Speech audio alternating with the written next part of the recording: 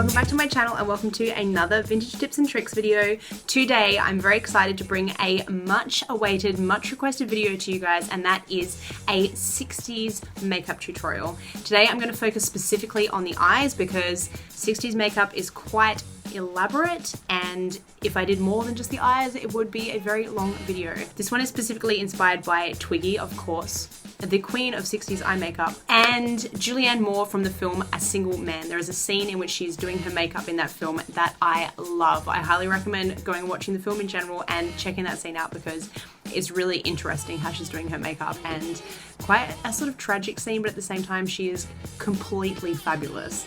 Anyway, without further ado, let's get into this makeup tutorial.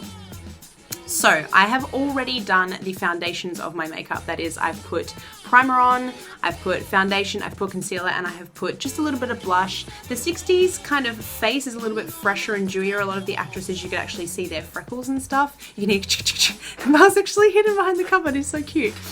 I told him not to be in shock because he was like here. So now he's just like hiding. Anyway, so yes, it was a dewy of kind of fresh look for the skin, but then with like this really, really amazing full-on artistic eyes and often a nude or pastel lip. I am going to stick with my color theme today, which is cream or beige or whatever you want to call it. I would say cream. I'm wearing a new dress, but I'm not going to show you too much of it because it's going to be shown in my upcoming haul video, so I'll stay away from that. But what I did do is go and get the shade that I'm going to focus on today. This will be the keystone of this makeup look, and I went to Kiko Milano and I got myself this color, which is just number 10 in the Smart Color eyeshadow range.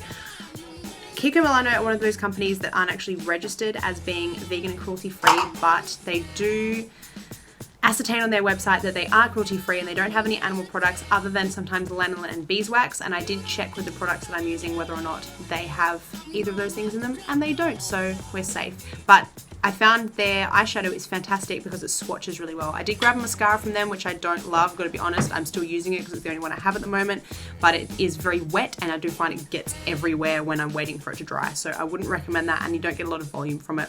But today I'm wearing falsies, so it's not gonna matter. Get yourself a pastel shade. You can use blues, pinks, oranges, yellows, whatever you like, but a lot of those colors don't go well with my skin tone, so I've gone for something really simple. Then I will be going in with my sleek eyeshadow palette in a new day, and I'm going to be focusing on these sort of growy taupey colors here and here, and then on my dark color here, and maybe blending with a little bit of this color here. I'm also going to be using an eyeshadow primer. This is really important because you really need your eyeshadow to stick and you don't want it to fall out to end up all over your face. This is a very, very heavy eyeshadow look, so you really need to get hold of some primer.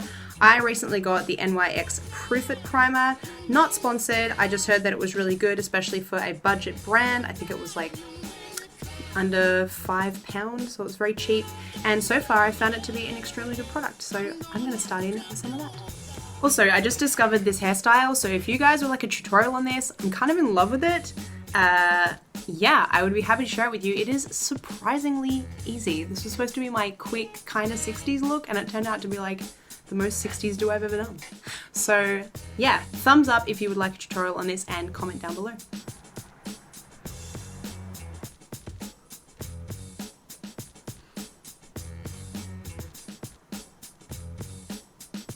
Okay, so first in, I am going in with my fluffy eyeshadow brush, and I'm going to pop this nice pale color here all over my eyelid right up to my eyebrows. And because you've got the primer on, make sure you pat it in. It should stick very well. And make sure you come out in line with your eyebrow out here, because we are going to draw our liner out, so you need to make sure that you've put your eyeshadow base right out to there and come in right into your eye in here. Now, some of the tricks used for vintage looks are not part of current makeup styles, and so you might be told on other channels that these are a big no-no, but if you look at pictures from vintage magazines, you'll see it is applied very differently to the way people apply their makeup today. And I am going to take a little bit of this shadow and just bring it under this part of my eye here, Then I'm going to go in with my angled brush and I'm going to work on my crease section. The crease section does not refer to the crease in your eye. This is very deceptive, but especially if you have, like mine, quite a hooded lid. The crease section, if you lift your head up and look closely, it is the shadow under your brow bone or the edge of your eye socket. So we're going to go in there and we're going to follow that line and create a shape that you will see in the examples above, which is where I'm basing my styles from. So instead of doing the Twiggy completely down look, because on me that doesn't look that great, just because of the shape of my eyes, I'm actually gonna go more for this look where she does a little bit of a flick out. But you see it's more of a bell hat, it's not a winged liner kind of flick that goes out and up, it is like a little bell hat that does this. That's what we're gonna be going for today, and your shadow and your liner is gonna follow that shape. So now I'm going to go in with this dark brown color. I'm not going to go for the black like Twiggy because of my outfit. I think it would be a bit full on. I'm going to go for more of the softer 60s look like in that other picture. So I'm going to go in with this. Make sure to tap your brush off. I'm going to look like this so you can see really clearly that shape of my brow bone, and then I'm going to literally draw it in.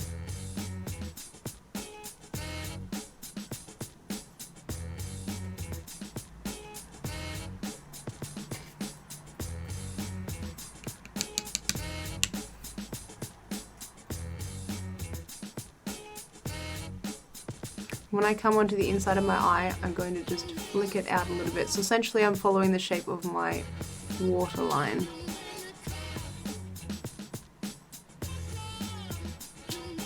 You don't have to worry if it's not perfect. We are going to blend it out. It's just to get that basic shape happening, and then you want to come out and do that little bell hat flick on the side here. Alright, so you see I've got that dark line happening on either side. Now we're going to go in with an eyeshadow brush and just fade it out a little bit.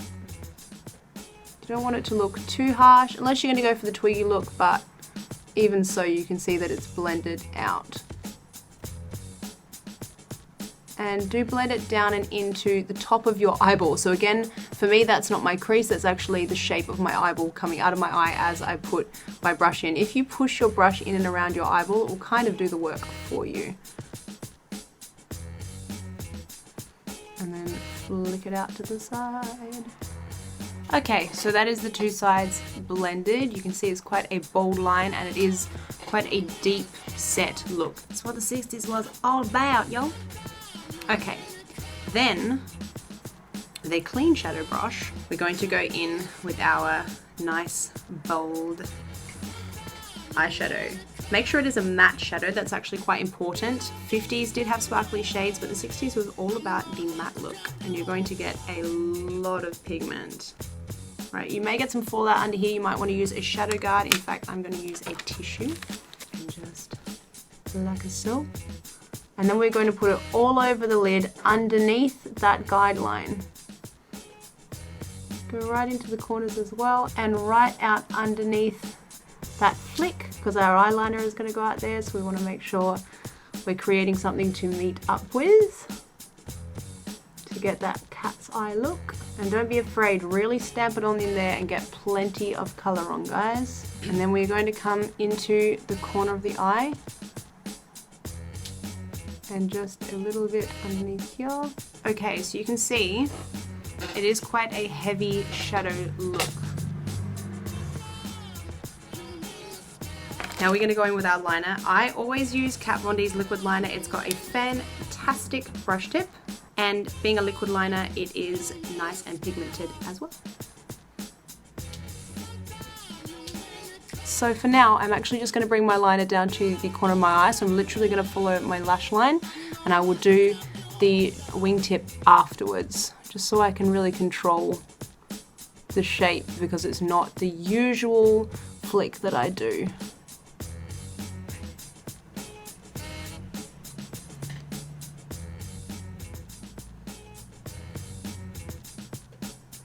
It is quite hard to do this, making sure that I'm facing the camera. But I want you guys to see what I'm doing. Make sure you get down and underneath this little bit here so you don't have white showing, or pink, I guess is the more accurate color description. So as you can see, I've just done my liner to this point here. I'm not going to do the flick out yet. I'm just going to go to the other side. Okay. Now I'm going to go into the corner and do a little cat's eye. So a little flick that follows my waterline here, which is very hard to demonstrate on camera. I actually pull my eye out a bit so I've got a little bit of space to work with. And I follow, there's like a little bit of my lid that comes down in this way. I follow the line of that so it looks a little bit more natural.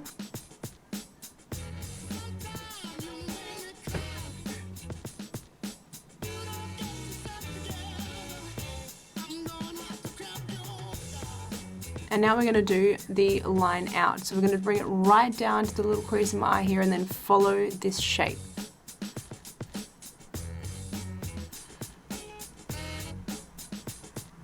So I've created that basic flick and now I'm going to fill it in.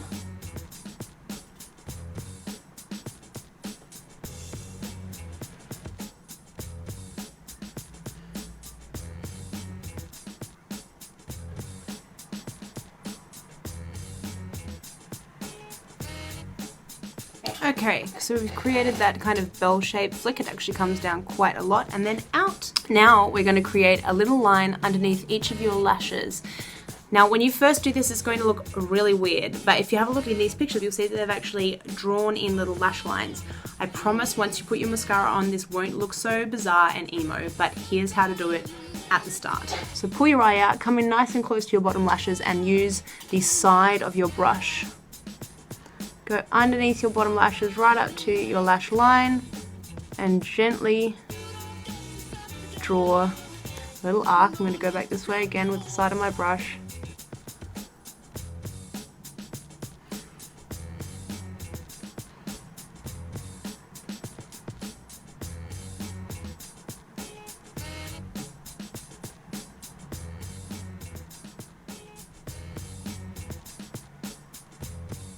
Now we're actually just going to draw some lashes in. So we're going to draw 4 lashes in, a long one, and then getting shorter as we go.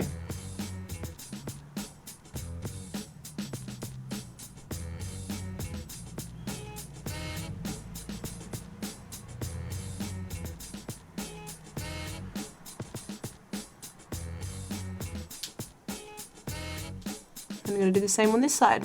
Now we're going to go in and fill in mascara just on the bottom lashes for the moment because obviously we're going to put falsies on. Now, hot and heavy with the mascara, guys. In the 40s, often they didn't put mascara on the bottom lashes just because it was considered more ladylike to wear less mascara. But the 60s was all about the mascara.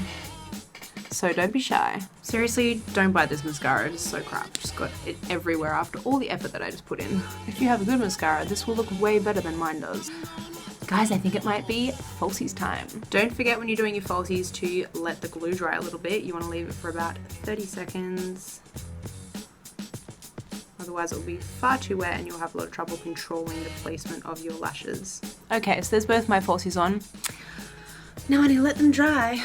Still a little bit wet, as you can see, there's some little white patches, but I'm going to start going in with my mascara and to give my real lashes and my falsies a very good coating. The purpose of this is to blend your real lashes with your false lashes so it seems ironically seamless, despite the fact that obviously 60s lashes don't particularly look real because they're so big and bold, but you still don't want to see your end of your falsies poking into your eye there. You want to blend it in, so make sure you got those little corner lashes. Really get in and underneath right near your lash line and your waterline so that you don't have any kind of fleshy coloured gaps either. And then right into the corner to those baby hairs in here. And if you need to, you can go in with your liner and fix up any gaps that you might have due to putting your falsies on. So guys, that is the finished product. I hope you like it. If you did, don't forget to give it a thumbs up, comment down below, and don't forget to subscribe. Apparently like 70% of the people watching my channel aren't subscribed, so don't forget to subscribe, guys, and click the notification bell because that will let you know when my new videos are coming out. Thanks for watching, guys. Bye!